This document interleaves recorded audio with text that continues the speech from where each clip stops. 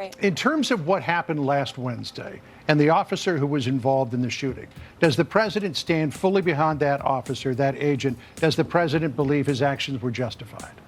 Absolutely. And I think the more evidence that comes out shows the officer was justified, and President Trump was right about this all along. And who was wrong? The Democrat Party and the mainstream media, who despicably have been lying about this officer and about this case from the very beginning. And they have had to change their story and their narrative. Because at first you heard Democrats, including the mayor of Minneapolis, saying that the car never struck the officer and the lethal force was unjustified. Now, of course, there is plentiful video evidence to show that the officer was struck by the car.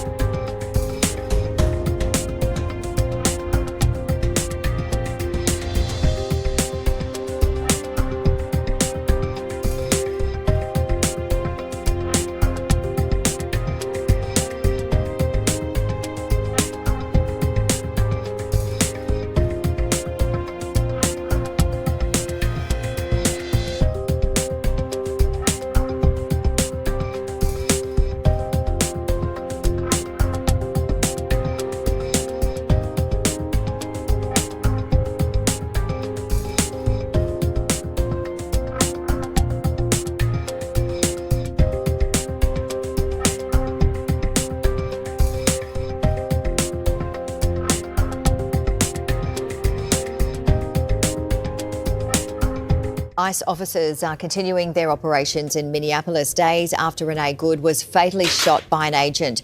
The US government says more resources are on the way. Karoline Leavitt has more.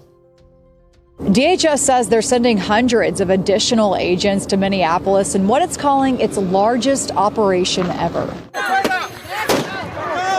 Tensions remain high in Minneapolis as federal agents make more arrests following the fatal shooting of a woman by an ICE officer.